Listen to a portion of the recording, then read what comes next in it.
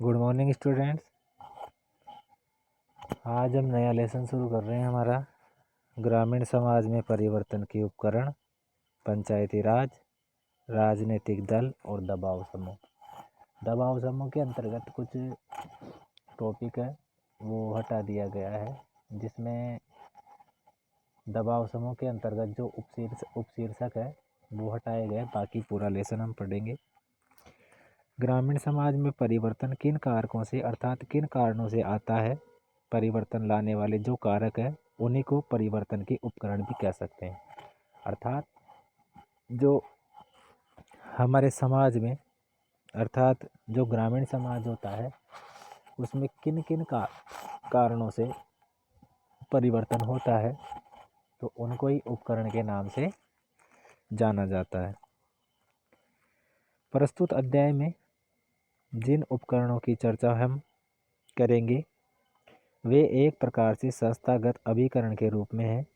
इसलिए स्पष्ट हो जाना चाहिए कि ग्रामीण समाज में परिवर्तन के उपकरण केवल कारक अथवा कारण ही नहीं है, उनके साथ में संस्थाओं के रूप में भी है।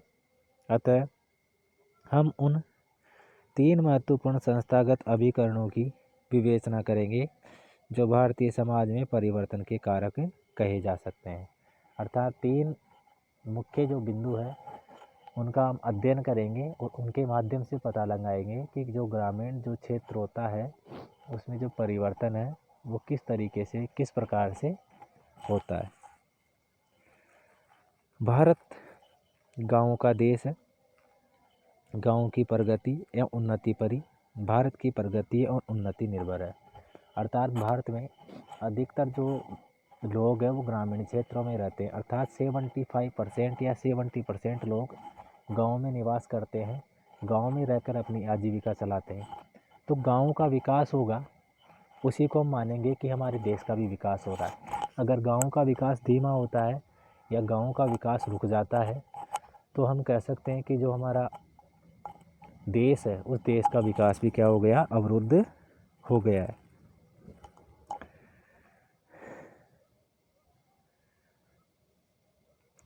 गांधी जी ने ठीक ही कहा था कि यदि गांव नष्ट होते हैं तो भारत नष्ट हो जाएगा। अर्थात गांधी जी का एक स्टेटमेंट है कि अगर गांव खत्म होते हैं तो हमारा देश भी नष्ट हो जाएगा।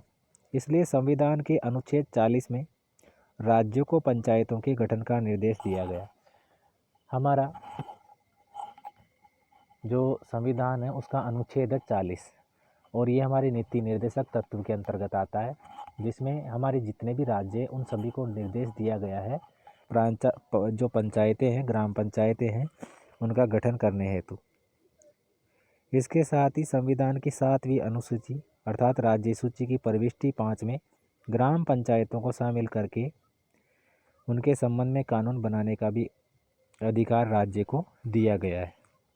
1993 में संविधान के 73वें संविधान करके पंचायती राज को संवैधानिक मान्यता दी गई और संविधान में भाग 9 को पुनः जोड़कर तथा इस भाग में 16 नए अनुच्छेदों और संविधान में 11वीं अनुसूची जोड़कर पंचायत के गठन, पंचायत के सदस्यों का चुनाव, सदस्यों के लिए आरक्षण तथा पंचायत के कार्यों के संबंध में व्यापक प्रावधान किए गए।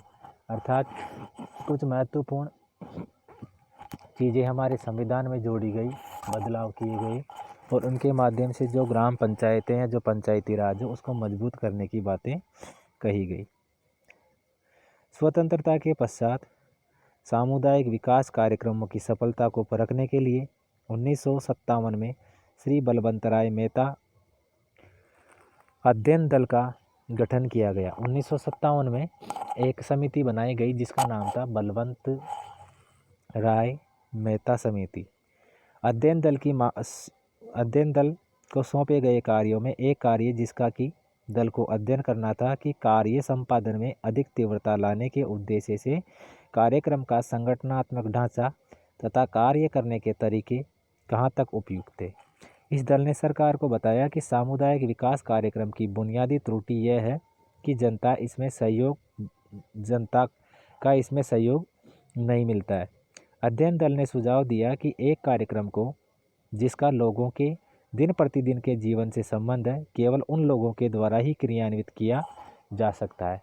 अर्थात कोई भी जो स्थानीय सरकार होती है, अगर उसमें जो उनके दिन प्रतिदिन की जो क्रियाएं होती है, अगर उनको सीधा उन लोगों से जोड़ दिया जाए तो ये सफलता हासिल कर सकता है। इस अध्ययन दल की रिपोर्ट में कहा गया कि जब तक स्थानीय नेताओं को जिम्मेदारी व अधिकार नहीं सौंपे जाते, संविधान के निर्देशक सिद्धांतों का कोई जो विकास संबंधी लक्ष्य है वो पूरा नहीं हो सकता। मेहता अध्ययन दल ने 1957 के अंत में रिपोर्ट दी। रिपोर्ट में ये सिफारिश की गई कि लोकतांत्रिक विकेंद्रीकरण और सामुदायिक विकास कार्यक्रमों को सफल बनाने हेतु पंचायती राज संस्थाओं की तुरंत शुरुआत की जानी चाहिए। अर्थात इन्होंने एक रिपोर्ट दी 1957 में, और इस रिपोर्ट में इन्होंने कहा कि हमारे जो भारत है उस भारत में पंचायती राज की शुरुआत करनी आवश्यक है। अध्ययन दल ने इसे लोकतंत्रीय विकेंद्रीकरण का नाम दिया। इस प्रकार लोकतांत्रिक विकेंद्रीकरण और विकास कार्यक्रमों में जनता का सहयोग लेने के ध्येय से पंचायती राज की शुरुआत की गई। इनके सरकार में विभिन्न राज्यों में कुछ अंतर था, मगर कतिपय विशेषताएं एक सी थी। पंचायती राज की 3 सीढ़ियां थी। पहली, ग्राम स्तर पर ग्राम पंचायत, खंड स्तर पर पंचायत समिति और जिला स्तर पर जिला परिषद। अर्थात जो पंचायती राज था उसको 3 स्तर का बनाया गया, अर्थात 3 भागों में डिवाइड कर दिया गया। तो सबसे जो निम्न स्तर पर होता था वो होता था ग्राम पंचायत, जो एक ग्राम स्तर पर होता था, एक पंचायत स्तर पर होता था। इसके बाद में ग्राम स्तर पर तो ग्राम पंचायत हो गई, उसके बाद था खंड स्तर पर, अर्थात अलग अलग ब्लॉकों में डिवाइडेशन कर दिया गया।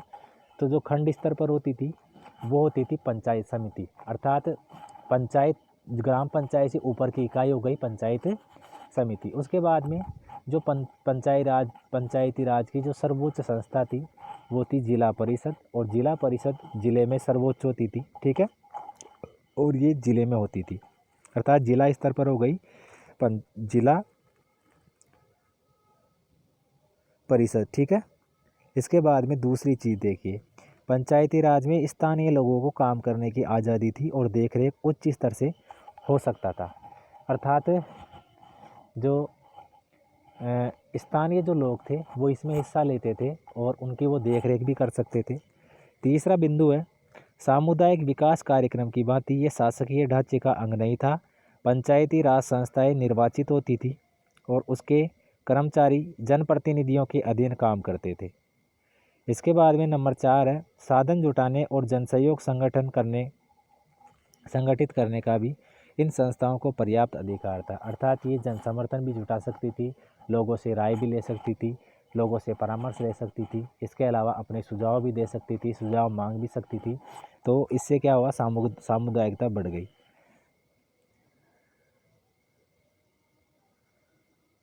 इसके बाद में देखिए पंचायती राज की आवश्यकताएं तथा महत्व, अर्थात पंचायती राज की आवश्यकता क्यों है और इसका क्या महत्व है। तो पंचायती राज पुराने समय में भी विद्यमान थी, मगर वर्तमान पंचायती राज संस्थाएं इस मामले में भी नई है कि उनको पर्याप्त अधिकार, साधन और जिम्मेदारियां सौंपी गई है। नाम पुराना है मगर संस्थाएं नई है। इनका महत्व एवं आवश्यकताएं निम्न बिंदुओं से स्पष्ट है, अर्थात इनकी जो आवश्यकताएं वो क्यों हैं। तो सबसे पहला बिंदु है, भारतीय समाज में स्वच्छ स्वस्थ प्रजातांत्रिक परंपराओं को स्थापित करने के लिए पंचायत व्यवस्था ठोस आधार प्रदान करती है। इसके माध्यम से शासन सत्ता जनता के हाथों में चली जाती है। ये संस्था ग्रामवासियों में प्रजातांत्रिक संगठनों के प्रति रुचि स्थापित करती है, अर्थात हमारे प्रजातांत्रिक मूल्य क्या है, हमें क्या अधिकार दिए गए हैं, हमें किन प्रकार से उनका उपयोग करना चाहिए, ये सब कुछ बातें हमें जो पंचायती राज है वो सिखाता है। दूसरी, वे संस्थाएं भावी भारत का नेतृत्व तैयार करती है, क्योंकि वो क्या करती है, अपने जनप्रतिनिधियों का चुनाव करती हैं, जैसे विधायक का चुनाव करती है, सरपंच का चुनाव करती है, पंचों का चुनाव करती है, लोकसभा के सदस्यों का चुनाव करती है, ठीक है। इसके अलावा विधायकों, मंत्रियों, जनप्रतिनिधियों को प्राथमिक अनुभव एवं प्रशिक्षण प्रदान करती है, जिसमें वे ग्रामीण सामाजिक समस्याओं से अवगत होते हैं। इस प्रकार ग्रामीण विकास कार्यों में जनता की रुचि बढ़ाने में पंचायत प्रभावी योगदान देती है। अर्थात जो ग्रामीण क्षेत्र है उनमें क्या समस्या है उनको जानने में वो रुचि प्रदान करती है। तीसरा बिंदु है पंचायती राज संस्थाएं केंद्र एवं राज्य सरकारों को स्थानीय समस्याओं के भार से हल्का करती है। अर्थात जो स्थानीय समस्याएं होती है उन स्थानीय समस्याओं को ये क्या है स्थानीय स्तर पर ही उसका समाधान हो जाता है, इसलिए जो भार होता है अतिरिक्त राज्य सरकार और केंद्र सरकार पर वो कम हो जाता है। इस स्थानीय उनके द्वारा शासकीय शक्तियों एवं कार्यों का विकेंद्रीकरण किया जा सकता है। शासकीय सत्ता गिनी चुनी संस्थाओं में न रहकर गांव की पंचायत के कार्यकर्ताओं के हाथ में पहुंच जाती है। नंबर 4 बिंदु है पंचायतों के कार्यकर्ताओं को और पदाधिकारियों को स्थानीय समाज व राजनीतिक व्यवस्था के बीच की कड़ी है। अर्थात ये एक तरीके से इनको जोड़ने का काम भी करती है। इन स्थानीय पदाधिकारियों के बिना ऊपर से प्रारंभ किए गए राष्ट्र निर्माण के क्रियाकलाप का चलना मुश्किल हो जाता है। अर्थात डायरेक्ट जो योजनाएं चलती है कोई भी जन कल्याणकारी कार्य चलते हैं तो वो सफल नहीं होते हैं, लेकिन जब इनके माध्यम से जब चलाए जाते हैं तो वो सफल हो जाते हैं। पंचायतों के सहयोग के बिना सरकारी अधिकारियों का कार्य भी कठिन हो जाता है। पंचायतें नागरिकों को अपने राजनीतिक अधिकारों के प्रयोग की शिक्षा देती है, साथ ही उनमें नागरिक गुणों के विकास करने में भी मदद करती है। अर्थात राजनीतिक सत्ता में उनकी जो भागीदारी है वो कैसे हो ये भी ये सुनिश्चित करती है। नंबर 6 बिंदु है ग्रामीण समाज इन संस्थाओं के माध्यम से शासन सत्ता के बहुत करीब पहुंच जाता है। जनता व शासन में एक दूसरे की कठिनाइयों को समझने की भावनाएं पैदा होती है। इससे दोनों में परस्पर सहयोग बढ़ता है और ग्रामीण सामाजिक उत्थान के लिए बहुत बड़ी ये एक तरीके से आवश्यक है। तो क्या हुआ कि ये क्या करती है हमारे समाज को एक तरीके से पुनर्गठित करने का कार्य करती है, जोड़ने का कार्य करती है और विकेंद्रीकरण के माध्यम से शक्तियों का स्थानांतरण हो जाता है, जिसके माध्यम से ये हमारे देश के लिए हमारी पंचायतों के लिए बिल्कुल सही है। इसके बाद हम पढ़ेंगे पंचायती राज का नया प्रतिमान 73वां संविधान संशोधन। 73वें संविधान संशोधन के द्वारा क्या परिवर्तन हुए, क्या परिणाम निकले इसको हम कल पढ़ेंगे। ठीक है।